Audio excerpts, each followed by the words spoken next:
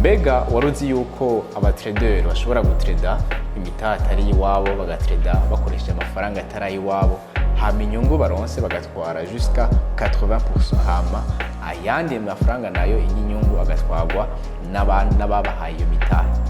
Ivyo warubizi ko biriho. Iyo platform rero ishobora kuguha plus de jusqu'à $100,000 ukoresha comme capital mu gihe uri kuratreda. Hariho challenge ya $5,000, hariho na challenge ya 10,000, ya 15,000, n'iya 25, 50,000 gushika kuri $100,000. Voilà, hanye barakwereka abantu bamaze kuronka ama payout. Okay, payout ni iki? Ni mu gihe rero hageze guhembwa. Kuvuga iyi Bitfunded yo itandukanye n'andi ma profile. Kenshi andi ma profile bakunze guhemba kabiri mu kwezi. Ariko aho iyi Bitfunded itandukanye no kuvuga yuko utrade wamaze kuja muri ya live account ugatreda ukaronka ya profit, bafise kuguhemba mu masaha atarenze 48. Kuvuga uratreze no munsi uronse profit, inyungu yawe canke ya nyungu muzogabura iyo ipare yiwawe baca bayiguha inyuma y'amasaha 48, kuvuga inyuma y'imisi 2.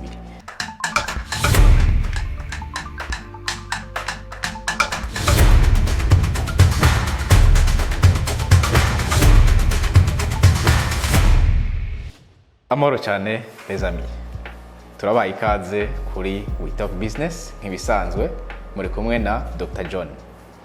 Mbega waruzi yuko abatrader bashobora gutreda imitahe atari iwabo, bagatreda bakoresheje amafaranga atari iwabo, hama inyungu baronse bagatwara jusqu'à 80%, hama ayandi mafaranga nayo inyungu agatwarwa n'ababahaye iyo mitahe. Ivyo warubizi ko biriho. Nibyo tugira turabire hamwe rero uno munsi muri no video. Twaregeze ko riganira ubwa mbere tubivuga, ariko no munsi turaza kubisubiramwo, tutange beaucoup plus de détails ku buryo batabitahuye bashobore kubitahura. Then n'igihe rero bazovuga bati okay, nanje reka nshobore gukoresha ubwo buryo, nshobore gutreda nkoresheje imitahe y'abandi. Ni kuri We Talk Business rero nk'ibisanzwe, utarakora subscribe, make sure you make subscribe, hama ikiganiro ni cyakuryohera uze gusiga j'aime, hama hagize inyunganizi canke ikibazo cyari cyo cyose guys, untuze wibagire kugira commentaire. Twagiye no munsi tugira turabire hamwe platform yitwa Bitfunded. Platform yitwa Bitfunded ni platform ikunze gukora mu buryo iha abantu imitahe bakayikoresha, then bagashobora kuza barapartaja profit baronse mu gihe bariko baratreda. Iyo platform rero ishobora kuguha plus de jusqu'à $100,000 ukoresha comme capital mu gihe uri kuratreda. Uti rero bigenda gute? Ukuntu bigenda, ugura icyo bita challenge. Ubwoko bw'ama challenge menshi atandukanye. Muri aya ma challenge rero reka tumanuke hasi, tumanutse ngaha turayibona, hariho challenge ya $5,000, hariho na challenge ya 10,000, ya 15,000, n'iya 25, 50,000 gushika kuri $100,000. Uti rero zitandukaniye he? Zitandukaniye ku giciro uba wayiguze. Bisigura yuko uguze iyo challenge, ushobora iyo challenge nk'iya $5,000 igurwa $79. Uguze iyo $79 baca baguha amafaze abiri utegereza gupasa, ariyo bita phase 1 na phase 2. Phase 1 ni nk'ikibazo baguha, mbere ayo mafazi yose ni nk'ikibazo baguha kugira barabe yuko by'ukuri ushoboye gutreda, by'ukuri kuri umutrader. Rero nk'uko ubibona ngaha, stage 1 utegerezwa kugira profit ya 8% kuri $5,000, no kuvuga jusqu'à $400. Hama hakaba hari icyo bita maximum daily loss. Maximum daily loss, amafaranga utarekuriye guhomba ku munsi ni 5% y'iyo capital, no kuvuga 5% ya $5,000. Hama maximum loss ariyo yitubona ngaha ni 10% ya capital, no kuvuga $500. Nturekuriye guhomba hejuru ya $500 mu cyo bita maximum loss. Ayo rero n'ama etape canke n'ama rules utegerezwa gukurikiza kugira ushobore kurengana ino stage 1. Hama period de trading ni unlimited, illimité nkuko tubibona nga.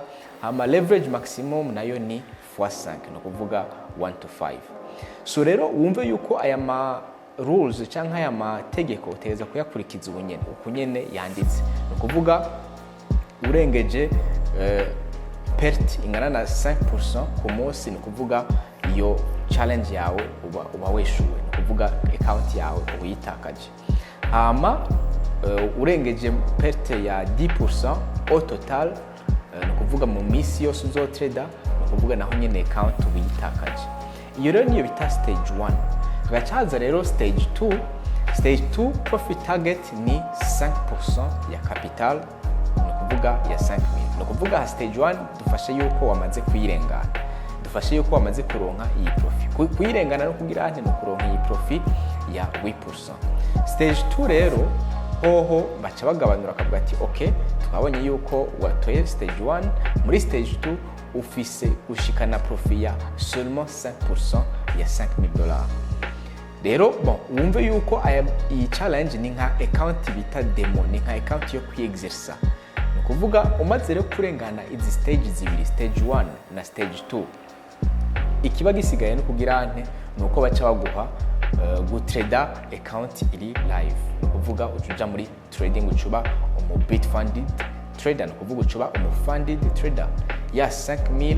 ntaba kiri novuga demo canke ntaba kiri ivyandiko gusa, ahubwo abari aya vrai.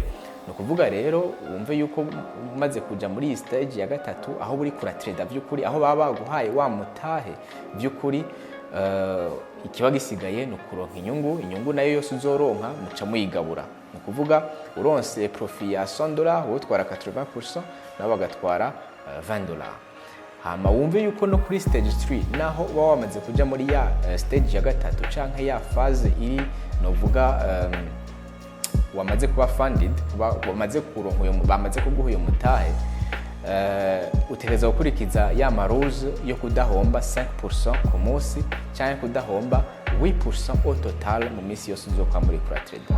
So rero iyi ni mu gihe utoye account ya $5,000 yari yigurwa $79. Bon, aya nama etape abiri tubigaruke ko ushobora kuvuga uti okay, reka ngure challenge aho nza gukora ibibazo bibiri. Ni kuvuga hanye wakoze ibibazo bibiri, icyo bita 2 steps, stage 1 stage 2. Ariko ushobora kuvuga uti okay, reka ngure challenge aho nzokora ikibazo kimwe, ariyo yiyi 1 step evaluation. Iyi 1 step evaluation rero iratandukanye na 2 steps. Yoyo ukora ikibazo kimwe gusa, hama bagaca ugitoye bagaca baguha mutahe ugatangura gutrader. So rero ngaha anye wumve yuko utegeza kuronka profit ya 10% ya $5,000 mu gihe watoye account ya $5,000, hama ugategerezwa kudahomba munsi ya 4%. Ni kuvuga maximum daily loss ni 4%, hama maximum loss utarekuriwe kuja ku odora ni 6%. Hama imisi kuye gutrada ni minimum imisi 5 kugira bashobore kuguha iyo live account. Hama leverage ivyo ni bisanzwe ni 1 to 5. So rero muri 1 step evaluation yoyo ntibikibaye $79, ahubwo ibikibaye ikiba $100 canke wanashaka $99. So rero wumve neza yuko ico zitandukaniye ko rero twabivuze ni ya capital. No kuvuga mu bisanzwe iyo ukoresha $79 muri live trading mu ma exchange canke ku ba broker, kenshi biragoye cyane kuronka ya nyungu uba wifuza, ya nyungu abantu bose baza bavuga muri trading. So rero abantu benshi ico baca bakora kubera uyo mutahe batabufise, baca baza bakagura iyo bagakoresha ya $79 twadufaranga dukenya, akagura kaka account, hama akagerageza gupasa ibyo bibazo byose stage 1 stage 2 abitoye akaronka izo profit. So raho ni mu gihe uvuga uti okay, je nta mutahe ukwiye mfise. Mu gihe ufise umutahe naho ukwiye urashobora gukoresha gwawe, ariko naho ufise umutahe ukwiye urashobora kuvuga uti okay, reka ngure account ya $100,000 na karorero. Account ya $100,000 nkuko twabivuze ni ubwoko bubiri, hariho 2 steps evaluation na 1 steps evaluation. 2 step evaluation rero yigugwa $100 nkuko tubibona nga, 1 step evaluation nayo ikagugwa $1,000. Rero hose ni kwa kundi ugenda uravuga uti ndeka ngerageze gupasa ivyo bibazo. Jewe nk'ubu unye nk'akarorero mfise ama account ashika kuri ama challenge ashika kuri 2 ndiko ndagerageza gupasa, sindayaheza kuyapasa, ariko vuba cyane ndashobora kuyapasa. Icyo bigufasha muri iyi ama profilm, bayita ama profilm, agufasha kugira ante kutaba stressé, no kuvuga uti okay naho ndi mutahe wanje, okay naho ngomba dufate uratakaje challenge, ubutakaje ya capital ntonya wa juste wagura iyo challenge, ariko bishitse naho ugahomba menshi ukayahombera ngaha muri Bitfunded, no kuvuga ntubuhombe umutahe wawe ahubwo ubuhombe umutahe w'iyi profilm.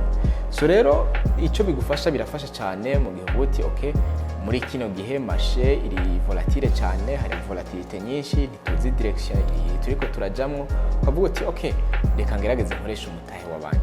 Ibyo rero niki aya ma profil magufasha, hama kubatayimenye canke kubatabona ingene yitwa, twabishiyemwe ni Bitfunded, uja kuri Google ukandika bitfunded.com, mbere turaza gusiga lien muri commentaire comme ça biza kugufasha kuyitora.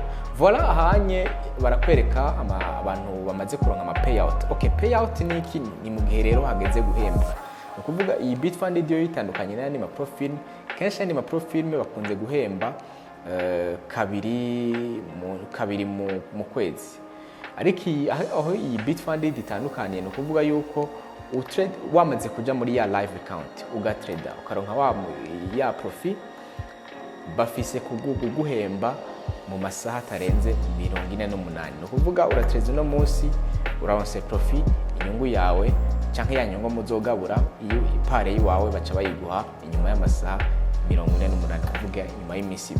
So rero aya nama certificate n'abana preuve, iyi ni platform izwi abantu benshi barayizi, irakora neza, nta kibazo na kimwe cyayo. Wowe ushoboye gupasa izo challenge zibiri ugaprova yuko uri umutrader koko, ugatrada ukaronka profit, baraguhemba atankumanzi. Aya nama proof y'abantu bamaze kwigira. So rero this was Bitfunded. Ufise ikibazo icyo cyose ntibibagire kuja muri commentaire ukibaze. Hama again guys, ni kiganiro cyaba cyakuryoheye, ntibibagire gusiga na like, hama subscribe nanjye nirakenewe. Turabakunda cyane, ni kuri We Talk Business, yari Dr. John nk'ibisanzwe, tuzosubira mu biganiro gitaha. Thank you so much, we love you so much, bye bye.